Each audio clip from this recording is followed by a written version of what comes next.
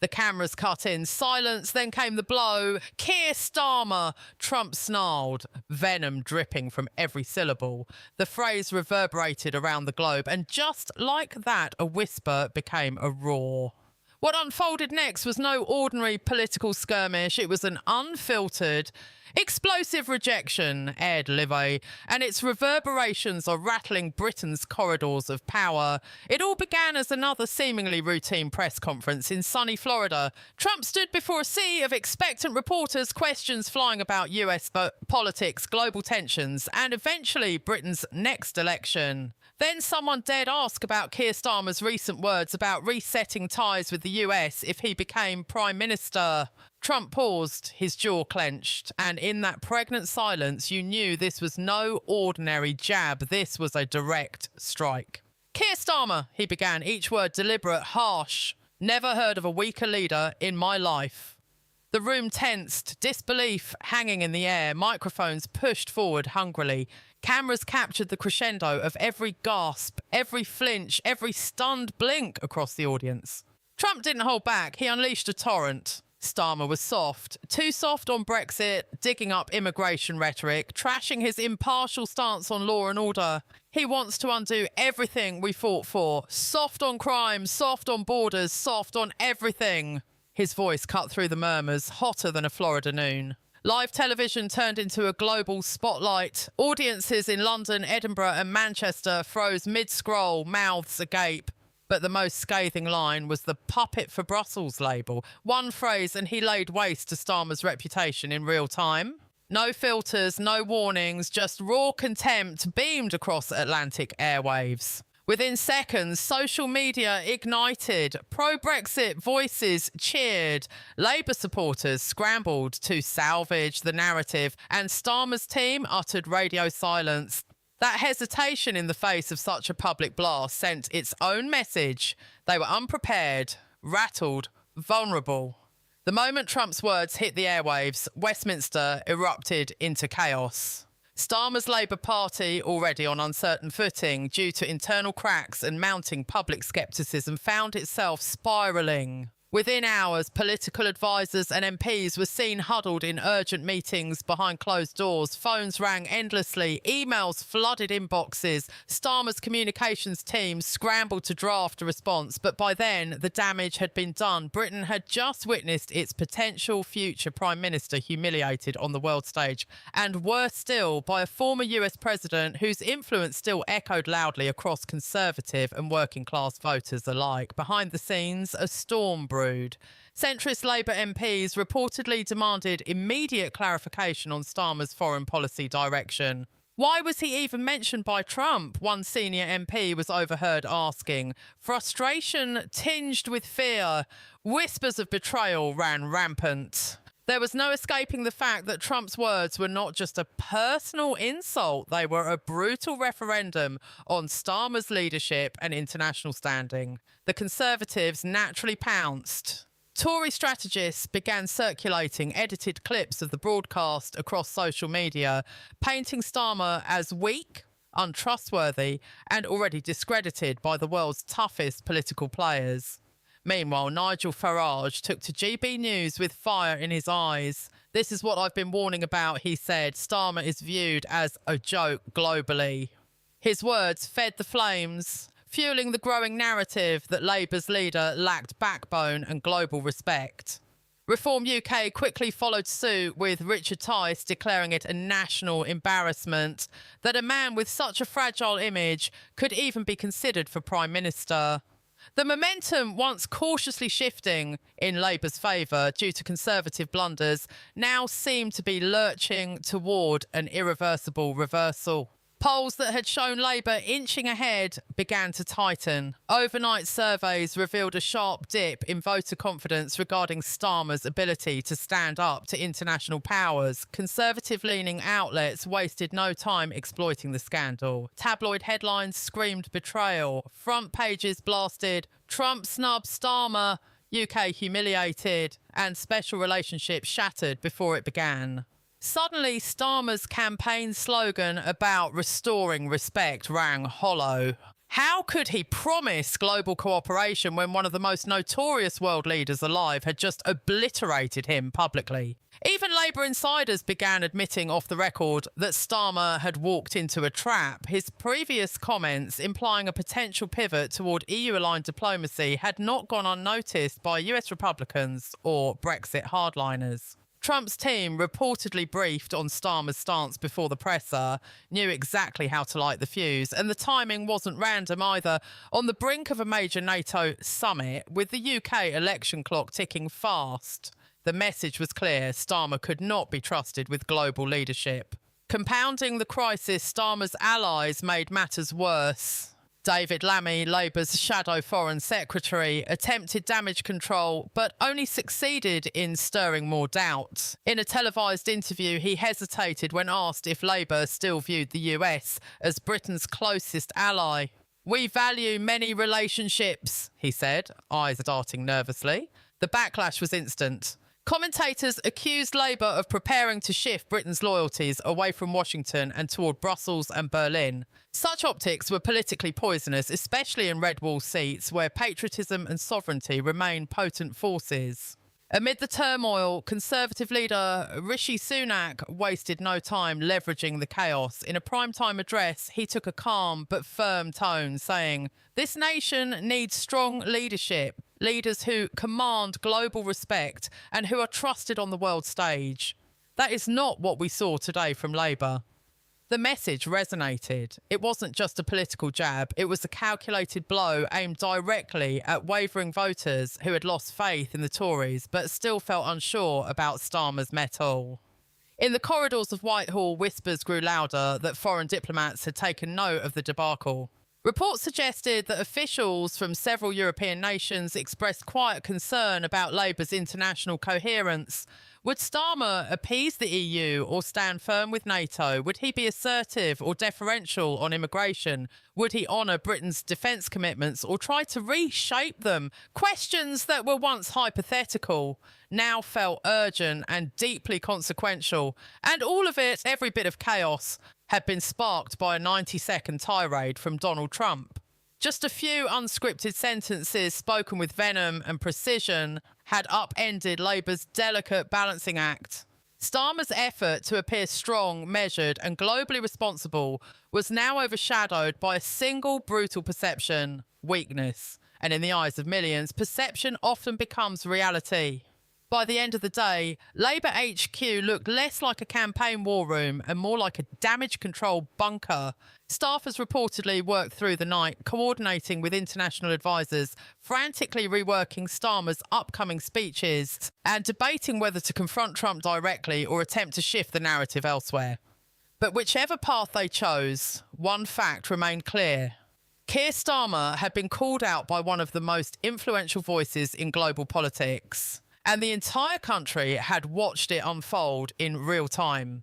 As the dust from Trump's bombshell began to settle, a far more dangerous ripple effect began taking shape within the Labour Party itself. What started as external humiliation soon turned inward, cracking the fragile unity Starmer had struggled to build since taking the leadership. The party that once stood on the edge of electoral resurgence now found itself fighting fires on all fronts, the inner circle fractured into warring camps. Centrist MPs began voicing fears that Starmer's reputation was now irreparably damaged on the international stage, while left-wing members accused the leadership of betraying Labour's working-class roots.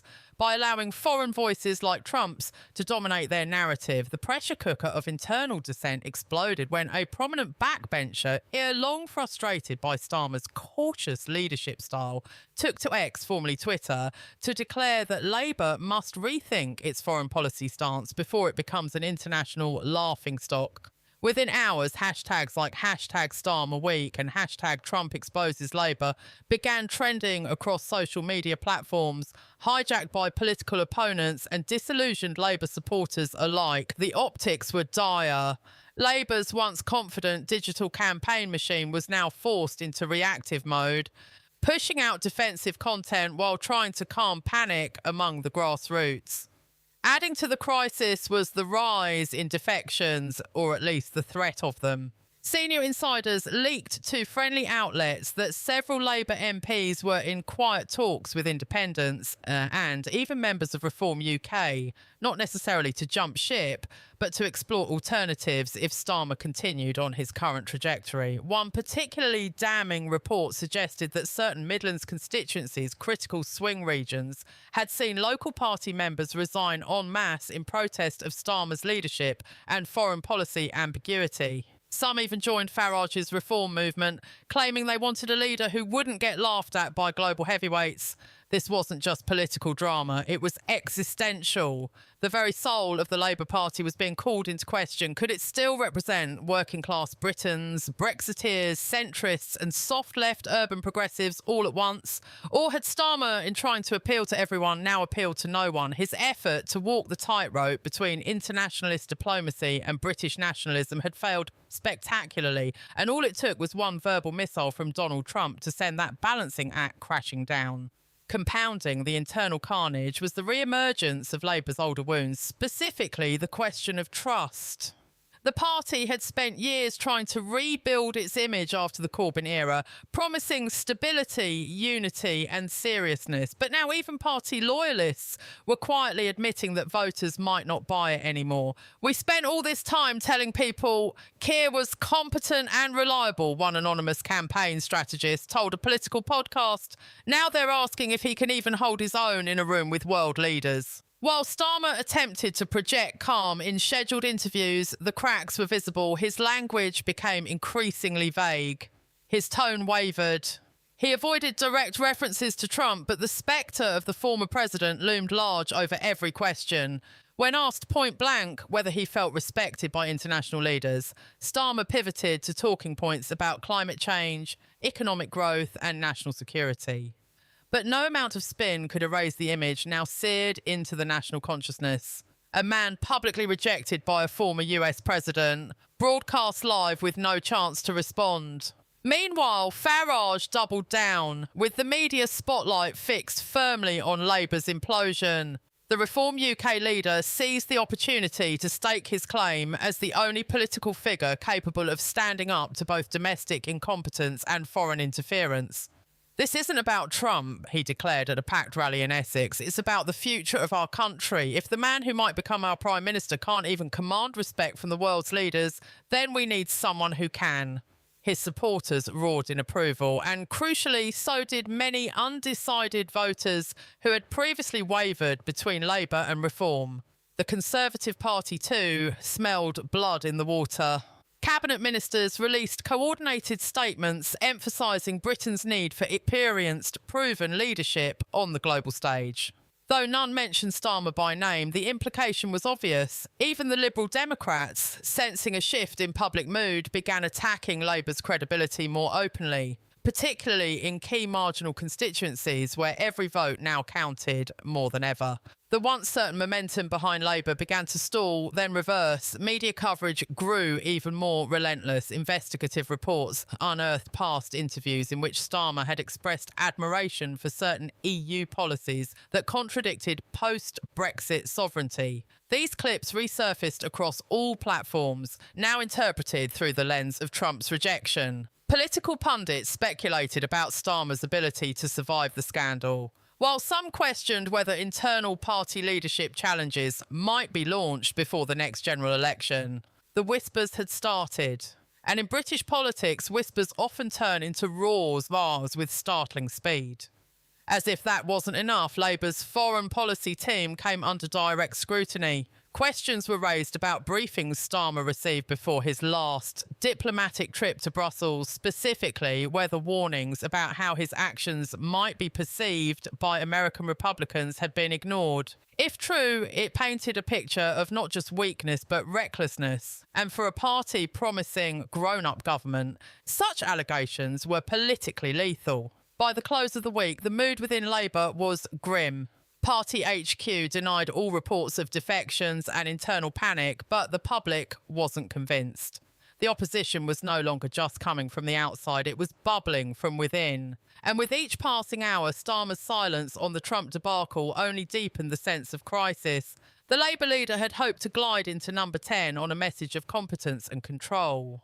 Instead, he now faced an internal rebellion, a credibility crisis, and a resurgent opposition ready to feast on the wreckage. As the days dragged on from Trump's public rejection, the situation only deteriorated further for Keir Starmer. What began as an international embarrassment quickly escalated into a full-scale political crisis engulfing Westminster. With every news cycle, the narrative slipped further out of Labour's control. Starmer's silence, far from appearing measured, was increasingly viewed as cowardice, a sign that he lacked both the strength and conviction to respond decisively under pressure. The nation watched as Labour's message fractured, its MPs scrambled, and Reform UK, led by the ever-emboldened Nigel Farage, surged ahead with frightening momentum, while Starmer and his aides tried to reset the agenda with planned speeches and local visits. They were consistently drowned out by the political aftershocks of Trump's televised rejection. Every newspaper front page screamed failure. Every major broadcast featured clips of Trump's words on loop. Even foreign outlets across Europe, the US and Australia ran headlines questioning Britain's opposition leadership. One Italian paper mocked Starmer as Il Fantasma del Labour, or the ghost of Labour, noting his vanishing act in the face of international scrutiny. It was a humiliation with no borders. Meanwhile, Nigel Farage was hitting his stride. Each appearance he made was meticulously designed to exploit Labour's growing vulnerability. He wasn't merely capitalising on Trump's attack, he was expanding on it. This is what global leaders think of Keir Starmer, Farage bellowed at rallies. And if you think Donald Trump is the only one laughing, think again. His audiences erupted. The effect was electric. Reform UK's numbers in the polls began to creep upward. They overtook the Liberal Democrats in several key seats. In red wall constituencies, traditional Labour voters, already sceptical of Starmer's elite image, were openly considering switching allegiance. Farage didn't need to win over the entire country. He just needed to divide the Labour base, and he was doing it with surgical precision. In parallel, back in Parliament, the mutiny within Labour's ranks deepened. More MPs broke ranks. Several refused to appear on scheduled media interviews. Whispers of an emergency meeting among senior Labour officials began to surface, though publicly denied. But insiders confirmed that members of the shadow cabinet were urging Starmer to confront the narrative or step aside. One high-ranking MP even told a journalist, "Off the record, we cannot afford to go into a general election with a leader who's been branded weak on both sides of the Atlantic." It was a chilling admission of how far the situation had devolved. Adding to the turbulence were renewed questions about Labour's foreign policy alignment. Critics began dissecting Starmer's past statements, drawing attention to moments where he had seemingly prioritised EU integration, transatlantic harmony and globalism over domestic sovereignty.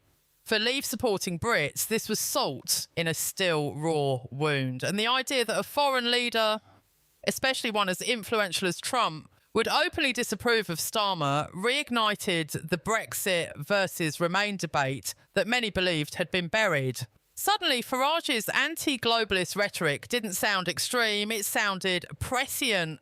In this climate of political confusion, Starmer's team clung to their original messaging: competence, stability, moderation. But these attributes now seemed disconnected from the national mood. The public didn't want technocratic calm. They wanted strength, resolve, a leader who could go toe-to-toe with giants like Trump, Putin and Xi, and not flinch. Instead, all they saw was a man retreating behind talking points and photo ops. Trust in Labour leadership began to nosedive.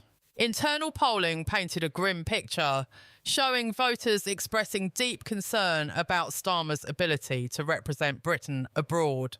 And then came the ultimate twist. At a packed press conference, Nigel Farage announced that a series of high-profile Labour defectors would be joining Reform UK's advisory board.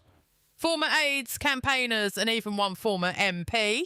The message was clear. Labour's rot wasn't just a media invention. It was real. It was spreading. And Farage was now openly inviting disillusioned members of the Labour family to join his crusade against the political establishment. The move sent shockwaves through Westminster. Reporters swarmed Labour HQ for a response. None came. By now, even international observers began to weigh in. Former diplomats, retired intelligence analysts, and think tanks published opinion pieces warning that the UK's global image could suffer if Starmer remained a major political player. One US security analyst said bluntly on CNN, "We're not just talking about Trump's opinion here. This incident revealed a fundamental lack of assertiveness in a man who could one day be Prime Minister. That's worrying." In the brutal world of geopolitics, such perceptions matter, and once cast, they're difficult to undo. But perhaps the most damning indicator came not from Westminster, but from the public itself. At town halls across the UK, voters began raising concerns about Starmer's perceived weakness without being prompted. They questioned his silence, they questioned his principles, and crucially, they questioned whether he could lead Britain through turbulent international waters. For many, Trump's words, though brash and politically charged, had simply confirmed what they had long feared. With Labour in chaos and Starmer wounded, a political vacuum had formed. Farage, never one to miss an opportunity, stepped into it fully. He began outlining Reform UK's foreign policy vision, stronger borders, bilateral trade agreements, independent of EU interference.